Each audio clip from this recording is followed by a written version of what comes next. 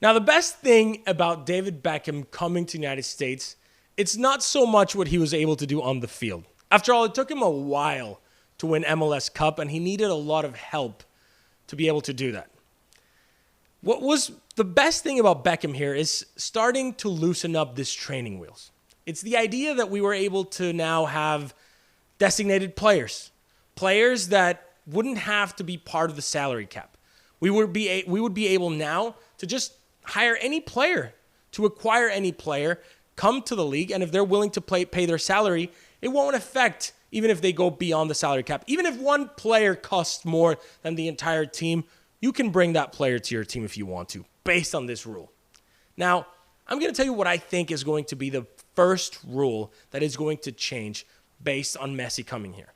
And that's the key here, right? When Messi comes here, the idea is that we're going to be able to usher in a new era, a time where maybe we're going to look back and we're going to think pre-Messi, post-Messi, not so much based on what he did on the field, but based on the rules and the way that MLS grew and changed based on him being here.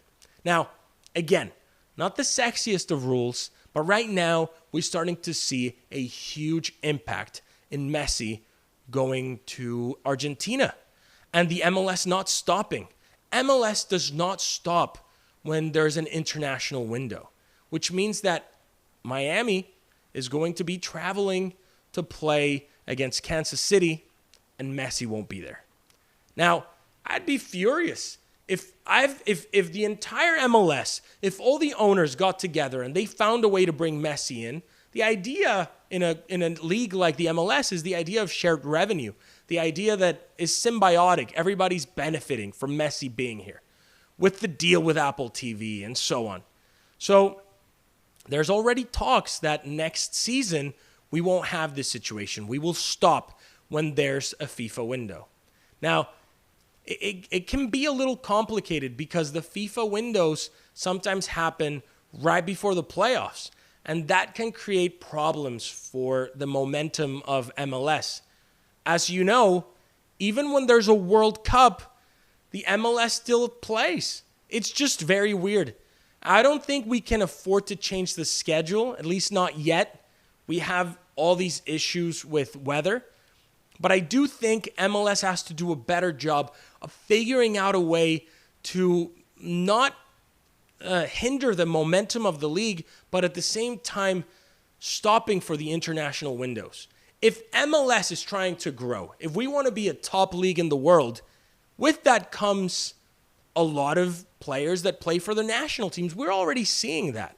We see that MLS was one of the top leagues, I think top 6 or 7 league of players that played in the World Cup. There's a lot of MLS players that play on the international level.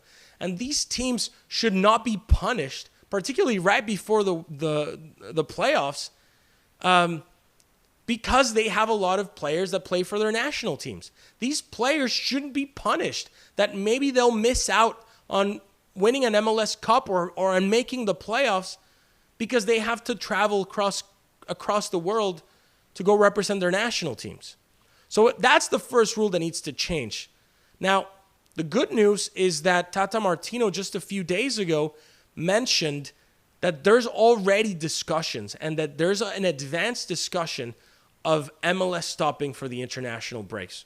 And that's incredibly encouraging. I'm looking forward to that. And I'm excited to follow up on this and the many rules. Soon we're going to have an episode about all the rules that need to change, the rules that can't change based on Messi being here. And I hope you join me.